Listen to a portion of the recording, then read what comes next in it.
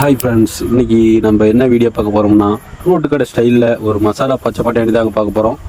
அதுக்கு முன்னாடி நம்ம வீடியோவுக்கு ஒரு லைக் தட்டி விட்டுருக்காங்க.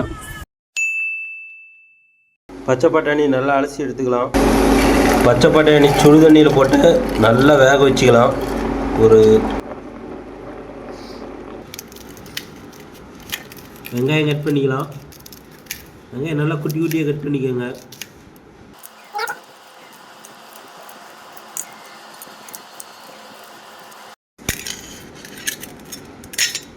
சின்னதாக 2 தக்காளி எடுத்து கட் பண்ணிக்கோங்க.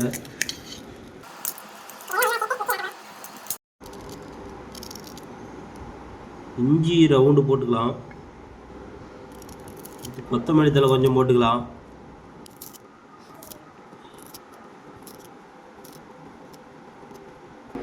பூண்டு கொஞ்சம் போட்டுக்கலாம். இதோட பச்சை மிளகாய் போட்டுக்கலாம். இஞ்சி, பொடிசாக கட் பண்ண பெரிய வெங்காயம், இதெல்லாம் மிக்ஸ் பண்ணி நல்லா அரைச்சிக்கலாம்.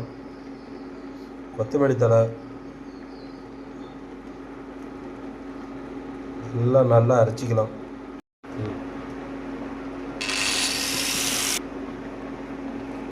ஒரு கடாய் வச்சுக்கலாம். அது கூடவே எண்ணெய் ஒரு 100 ml ஊற்றிக்கலாம். போடு. கொஞ்சம் கருவேப்பிலை,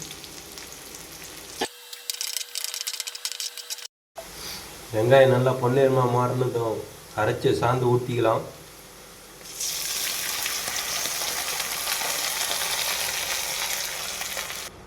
மசாலாவை நல்லா வேக வச்சுக்கோங்க. மிளகாய்த்தூள் 1/2 ஸ்பூன், கறி மசாலா 1/2 ஸ்பூன், மஞ்சள் தூள் தேவையான அளவு போட்டுக்கோங்க. இதெல்லாம் மிக்ஸ் பண்ணிக்கலாம்.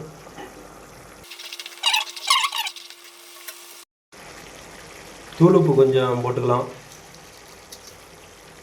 அவ்வளோதான், மசாலா நல்லா வந்துருச்சு. பச்சை பட்டாணி போட்டுக்கலாம். இப்போ மசாலாவோட பச்சை பட்டாணி நல்லா கலந்துக்கலாம்.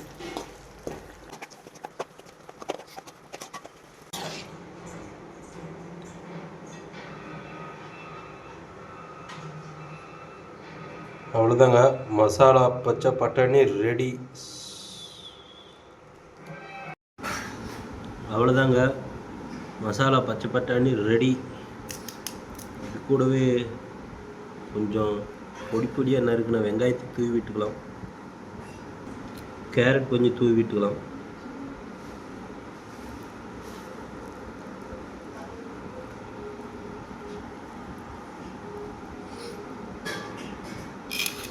ஃபைனலாக மல்லித்தழை தூவிக்கலாம்.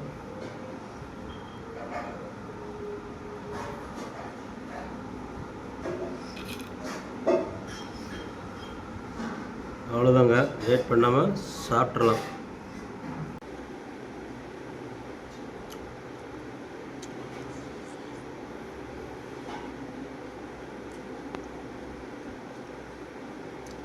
அல்டிமேட்டாக இருக்குது.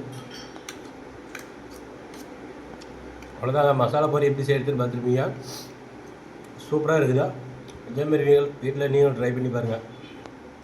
அவ்வளோதாங்க, இதோட இந்த வீடியோ முடிச்சுக்கிறோம். இதேமாரி டிஃப்ரெண்டான வீடியோ நிறைய இருக்குது.